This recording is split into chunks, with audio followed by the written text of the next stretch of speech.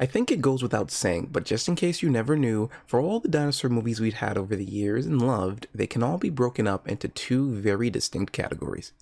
Before Jurassic Park and after Jurassic Park. But hold on, I think I'm getting ahead of myself, because it's very important to acknowledge that even if some movies are ahead of their time, they are still a product of their time. Limitations at the time, challenges, technological achievements, and more that directors and actors had to work against, with, and overcome to captivate viewers like us for years to come. But who cares about that when you're 8 years old? I'm here to get my itch scratched. Yeah! You just want to hear dinosaurs roar, rip each other apart, and dominate, and see them get sick? And rip each other apart some more, That's weird. My itch was scratched so many times that I can't counter-recall why I like dinosaurs. Was a dino's purpose to kill or be killed? Live to fight? Fight to live? Or is there more to their existence other than this cycle of violence and survival?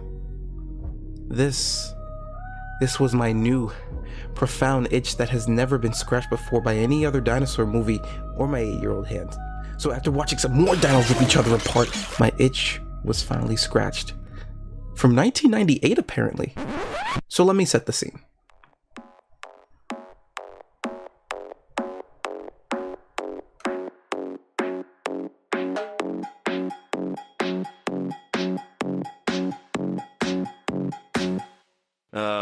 The year is 1995. A kid is born. As a benchmark, Jurassic Park came out in 1993, so sucks for me, right? Well, no. T-Rex Back to the Cretaceous, or if you were like me who was 3 years old at the time, still has the DVD case it came in and read it as IMAX T-Rex Back to the Cretaceous, gosh that's a mouthful, was released on October 23rd, 1998 and directed by Brent Leonard. With a budget of $14.5 million and making $104 million at the box office, this edutainment film did very well being shown across IMAX theaters, scientific centers, and museums all around. Edutainment. Huh. In all the movies I've seen, never have I heard it be called edutainment. An educational film, sure, but the alchemic fusing of education and entertainment seems like whoever was in charge wanted to make a genre that could also be watched by kids if they didn't have the bright, cartoony colors. Let's see here. Pure entertainment, though it is still considered rather educational by the mainstream audience. So what's the story? Get on with it. Yes, get on with it. Okay then. Our story starts in Western Canada, where our main protagonist, Allie Hayden, played by Liz Stauber, talks about the work of paleontologists digging to search for the next great find. In true edutainment fashion, the film name drops Barnum Brown, one of the first paleontologists that discovered the first documented remains of a T-Rex, which I thought was cool, thinking back on all the books I read about paleontology anyways. But what I didn't know was that according to the biography of his personal life, Mr. Brown here apparently was a corporate spy during World War I and II, working as an asset for intelligence. Ooh! Guess you gotta fund those dig site expeditions somehow, right, Mr. Bones? I could write all kinds of numbers on this check, Dr. Grant. We're then introduced to the passionate paleontologist Dr. Donald Hayden, played by Peter Horton, as we transition from the dig site to the museum where Allie is narrating to the student group about paleontology. Now it's here you can tell that while she likes her job at the museum, talking about dinos, she'd want nothing more than to be out there in the fields looking for groundbreaking finds. And I'll be the first to admit that while I don't recall watching Liz Stauber in anything from my time as a kid, she did strike me as one of my ideas of a quintessential teenager. But that's not to be confused with my crush, because that would be silly.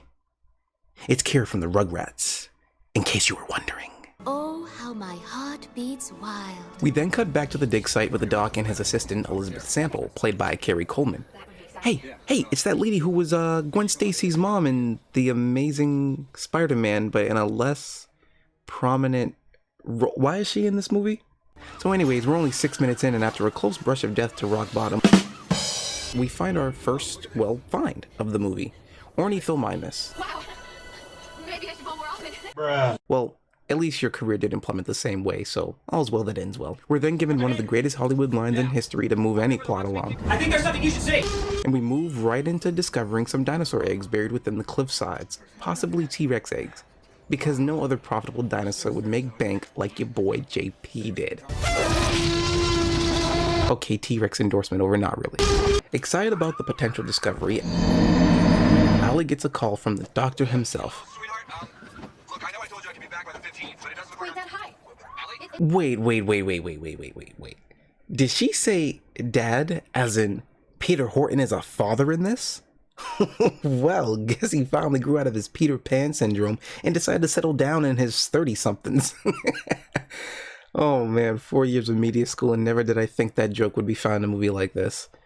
Moving on, Allie takes it upon herself to really be adamant about helping her dad out there in the field since we got an earlier look into that being the thing she wants to do. But Donald just kind of brushes it off for what feels like the umpteenth time, and while I find this segue very weird, he asked about her mother who we never hear from or see in the movie. How's your mom? You'd think the way he delivered that line made it sound like she was terminally ill with a dino disease or something meteoric. And while we're on it, wouldn't it have made more sense for Carrie Coleman's character to be the mom/assistant, so in turn gives Allie a real burning desire to want to be out there with both her parents? This movie really scratches my itch. As it gets late into the night at the museum, Allie and her dad have a bit of a back and forth about dinosaurian habits based on speculation versus evidence. What's this? It's a T-Rex, Dad. She's watching over her eggs. No, I can see it's a T-Rex. It's just no one's ever found a Tyrannosaurus egg before. In fact, there's no evidence that suggests this sort of parental instinct develops, sweetie. It's speculation, drawn out facts. Well, yeah, you wanted to be a paleontologist, right? You know, I don't mind theorizing, but to make these kinds of direct connections with hard evidence is also record. I mean, it's just Charles Knight made the same kind of connections, and his paintings were from the 1920s. Sweetie, the man was a genius, but from another era. It's Charles Knight, who, like Barnum Brown, was a staple name in all things dinosaurs, despite not being a paleontologist, but rather an American wildlife paleo artist. And while I can't recall reading his book specifically, there's something about his art detailing wonderful illustrations that remind me of the scholastic books on dinosaurs I used to read back in elementary school for summer reading. And yes, Mrs. O'Brien, they are legitimate books. Like, look at this and tell me you can't smell it through your screen. And if you said no, you're either lying, you have no sense of smell, and oh my gosh, you probably have COVID. Ask your doctor if these books are right for you. Now, sure, he wasn't an alleged spy like Mr. Bones, but you can see how this movie sets Allie up like the modern day Charles Knight and her dad like Barnum Brown. Will these two come to an understanding, or will it tear or dactyl them apart? Find out next time on Dragon Ball GT.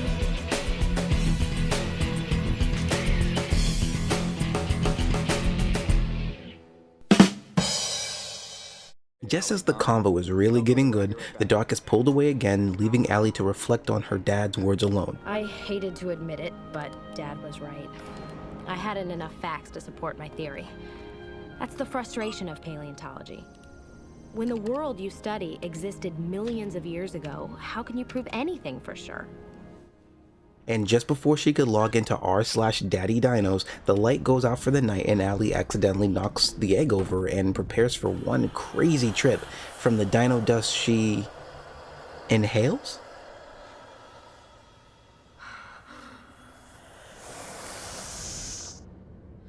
You know, I was never sure about this scene as a kid, because what is it about the fumes that cause her to go on this magical trip? Is it in her head? Does it, like, bend and stretch the fabric of the outside world? Maybe it's the seventh Infinity Stone, because reality can be whatever. She has inhaled the smoke from this fossil egg from the Cretaceous period, and she starts to go back in time. Damn it, Barb! Thanks for wrecking everything, Mr. Brett. See you around. Hold it.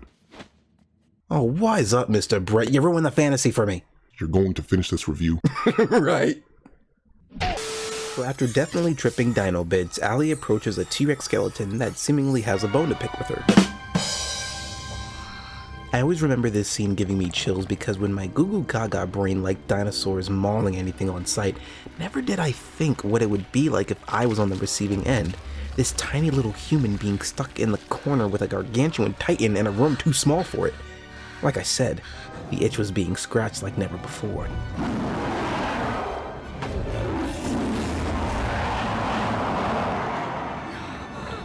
Also, kudos to the cinematographer and Liz's acting to really sell the idea that she's up close, personal, and needs to get out of the way of this behemoth of a creature. So after turning down the hallway to Terabithia, Allie is transported back in time.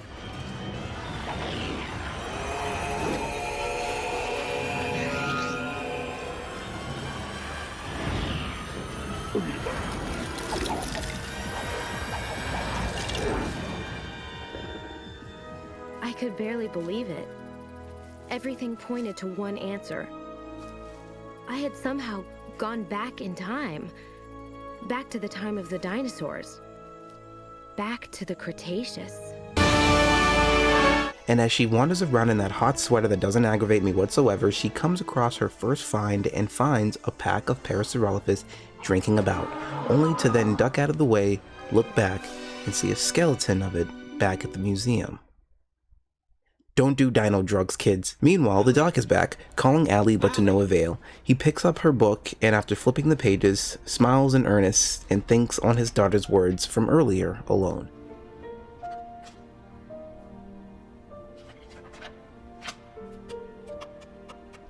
Soon after, he turns to the computer to hear more of Allie's theories, but is interrupted when he hears her calling to him. The hunt begins.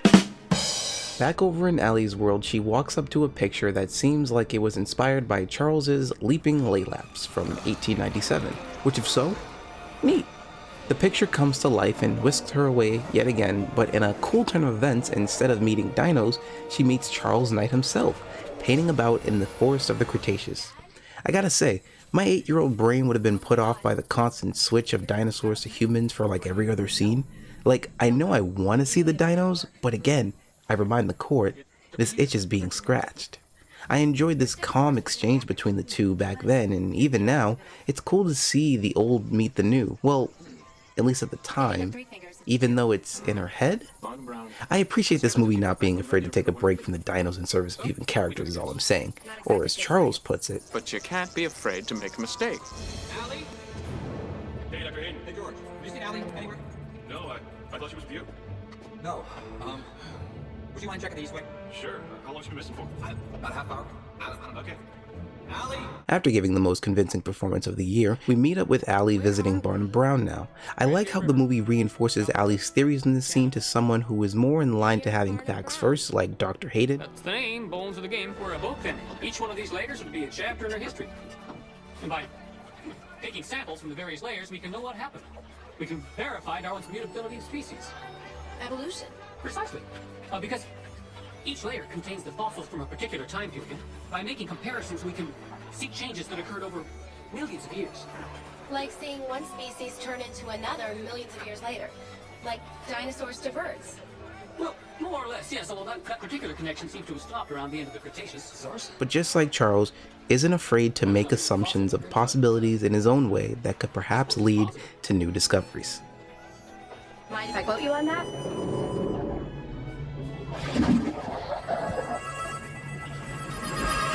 Not skipping a beat, we're back in the Cretaceous as Allie comes across T-Rex footprints and somehow the VFX department from Jurassic Park 2 makes an appearance in this movie?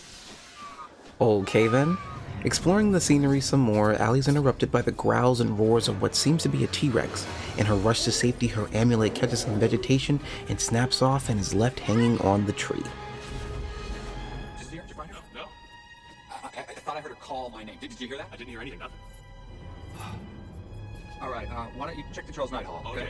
Allie! Allie! After giving the most convincing performance of the year, we cut back to Allie hiding for her life after seeing an ornithomimus. With the coast seemingly clear, she stumbles across a nest of T-Rex eggs. Ooh! Hey, somebody go get Joe Johnson on the phone. I found the concept for Jurassic Park 3.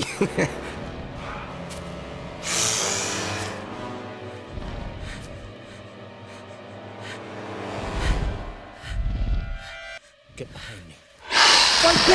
But suddenly, the ornithomimus attacks, and the big boss shows up. Rexy, what happened to you? Look how they mess with my boy. You been lifting the free weight, son? You used to be swole and whole. Now you look like an eyesore. Nailed it. So the ornithomimus snatches the egg and dips, but before you can say Jurassic times, call for Jurassic measures. The dino is cornered, caught, and yeeted out of existence as the egg falls into Allie's hands.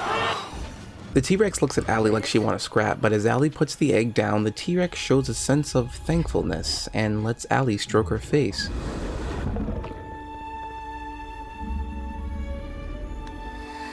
And just before Allie can turn to the camera and say her theory was correct, no one told her that she was at the end of the Cretaceous era, so it's time to nuke all the dinos.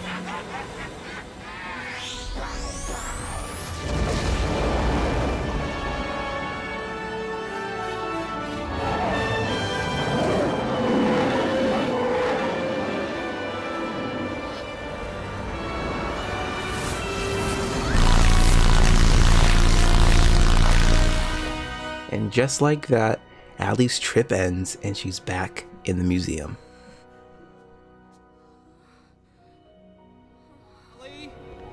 Allie! Allie, where have you been? Sweetie, what's the matter? You're all sweaty. God. What happened? What happened? I could hear you calling, but I could have... She okay? Are you okay? Yeah, I'm alright. You sure? Yeah, we're okay. I'm okay. Thanks. Okay. God. My God. Scared me. It's okay. I'm here. I'm back. What? If I had told Dad what had happened, he'd never believe me. Allie finally reunites with her father, and while not telling him what she experienced, she did feel more confident in her theories, and even more so when her dad acknowledges her book. This is good. Her amulet is returned to her, and when asked where he found it, he jokingly replies, The late Cretaceous. Come on, let's get something to eat. You know, Dad, when you run those tests tomorrow, you're gonna see. That's a T-Rex egg. They walk off, and with the doc hinting that she might be ready for the next big dig expedition. All right, you're ready. Really? You really mean it? We come to a close as the egg laying on the table begins to creak and crack. We see a baby emerge from its... Whoops, I'm sorry guys, I got my scripts mixed up.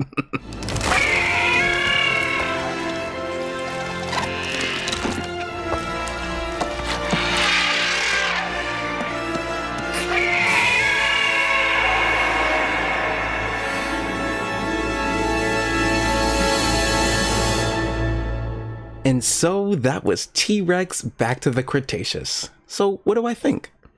Now, is it like the box says with it being as engrossing as Jurassic Park? Well, let me explain. I remember enjoying this movie when my parents bought it, but after having that itch scratched, I always knew it never had the staying power like Jurassic Park did. But maybe that's not all true, as I still remembered it after all these years. Heck, like I literally could not sleep on the night before I started making the script because I wasn't even sure if my parents kept this movie around when I moved out. Needless to say, I'm keeping it safe with my copies of Walking with Dinosaurs, When Dinosaurs Roamed America, Dinosaur Planet, and much more. Looking at this movie with much older eyes now, I think this movie has its fair share of edutainment cheese, but it's the kind of cheese that you can't help but smile at. Allie's adventurous spirit and imagination, the historical trivia, the wonderful score by William Ross, and little Easter eggs spread throughout the film. Like this one here. Did you know that on every copy to the DVD release, if you keep it on the main menu for about 40 seconds in, you hear this?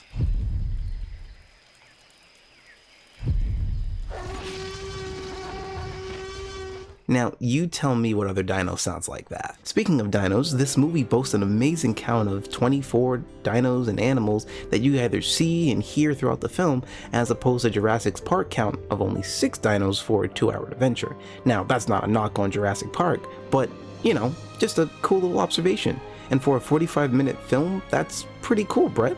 Oh, and can we also mention this scene here where Dr. Hayden calls this guy Brett? Brett. Yeah. Does this make sense to you? Yeah, sure. A clever nod to the director, or am I digging too deeply into it? Overall, this is a movie I see myself coming back to after it's time to dust it off and revisit the wonder once more. I've loved dinosaurs before anime, and that's never going to change. So if you're ever trying to find me, don't look far, but just make sure you look back to the Cretaceous. T-Rex, back to the Cretaceous. Dinosaurs bigger than you can imagine on the giant IMAX screen. Also, I know this movie came out many years after T-Rex, but shout out to my grandma for getting me Dinotopia Quest for the Ruby Sunstone for my 16th birthday. That movie was cheesy, but that movie was legit. Love you, Grandma. Allie. Allie. Hi, Allie. Hey, Allie. To Allie. Hi, Allie. Sorry, Allie. Nick, Allie. Allie. Allie. Allie. Allie. Allie. Allie. Allie. Allie! Allie. Allie. Allie. Allie. Allie.